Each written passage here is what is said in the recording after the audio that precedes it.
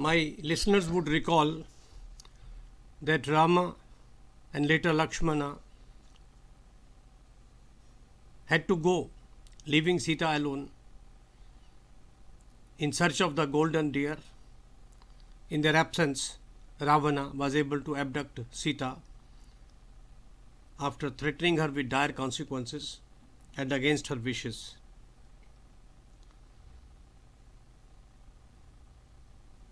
When Sita told him that he could cut her to pieces, but she would never demean herself by submitting to his advances, Ravana tried to scare her into submission.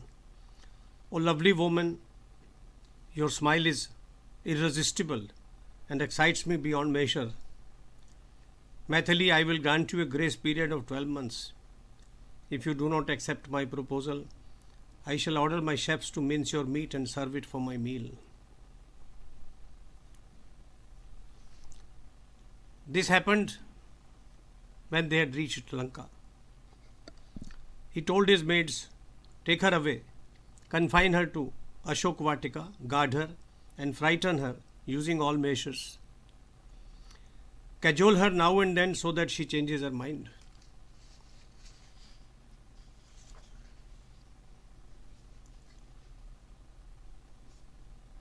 On the other hand, near Panchavati, seeing Lakshmana coming for his rescue, Rama had divined how they had been tricked by the Rakshasas into leaving Sita without a guard in the wilderness. He questioned his younger brother's wisdom in leaving Sita alone, in spite of clear instruction not to. The latter explained in detail the circumstances and Sita's insistence that had forced him to leave her unattended.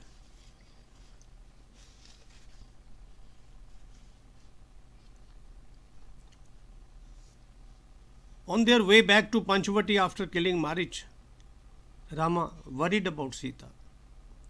The bad omens around him, the silent birds and sad trees instilled a fear of something bad having befallen his beloved Sita. As feared, Panchavati was desolate and Sita was nowhere to be seen. Rama went all around their settlement searching for Sita, like the lotus destroyed by frost in winter.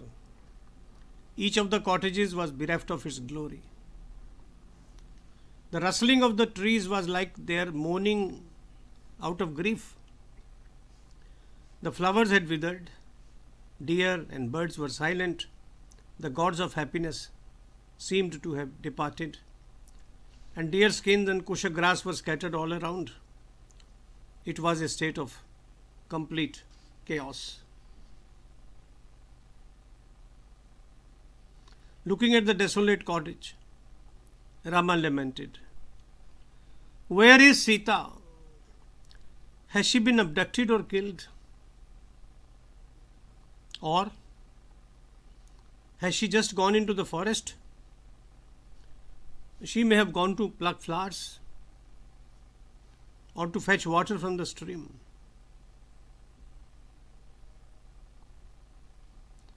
Rama's eyes turned red with tears of sorrow, and his search in the forest did not lead him to Sita. Valmiki writes, "Rama ran from tree to tree, looked into hills and streams and ponds. Submerged in grief, Rama asked the trees guarding Panchavati, 'Kadamba, my Sita was so fond of your flowers. If you noticed her walking away, tell me of her whereabouts.'" This is Viraha Ras. Very touching, very deep. "Tell me of her whereabouts. Her limbs are soft and silky like fresh leaves. When last seen, she was dressed in a yellow silken sheet. O Bilva, O Tal," these are the names of trees, My darling's breasts are like your fruit. Shringar ras comes in, round and firm. Did you notice her moving around? Any man who loves a woman would think of her breasts. So does Ram. My darling's breasts are like your fruit, round and firm. Arjuna is a tree. My beloved had a special liking for your flowers. She is of delicate limbs. Is she alive or not? Kukubha, you ought to be aware of Sita's whereabouts, because she is as magnificent as you are. You are the king among trees. The Brahmaras sing your pains as they hum. You bear fruit, leaves, and flowers. So many creepers cling to you. Tell me, where is my Sita? Ashok, while you are able to ward off grief, I have lost myself to sorrow. I too can call myself by your name. Ashok means without sorrow. So Rama says, Ashok, he is addressing the tree. I can call myself by your name if you help me find my beloved.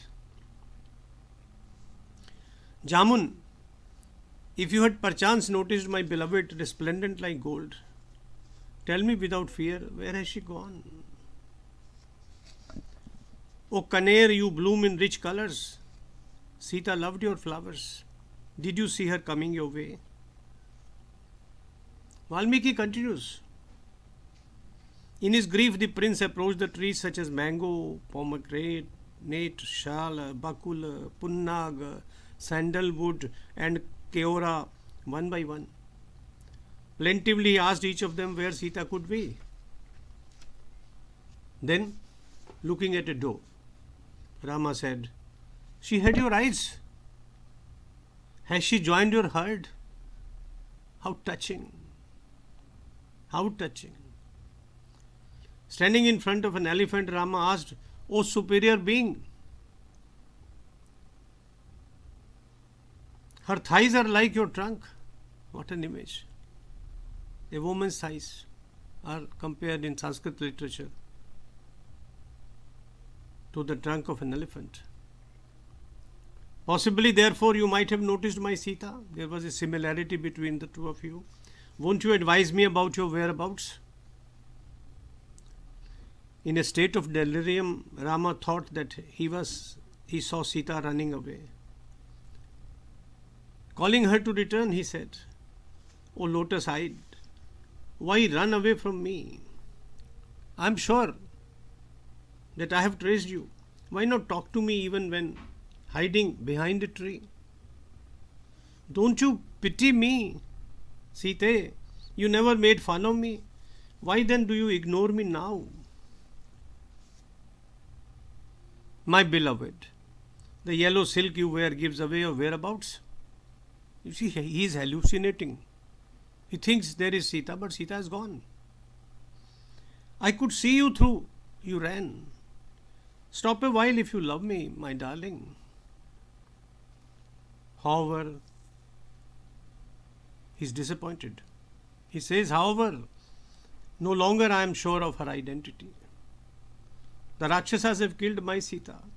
She had a charming smile.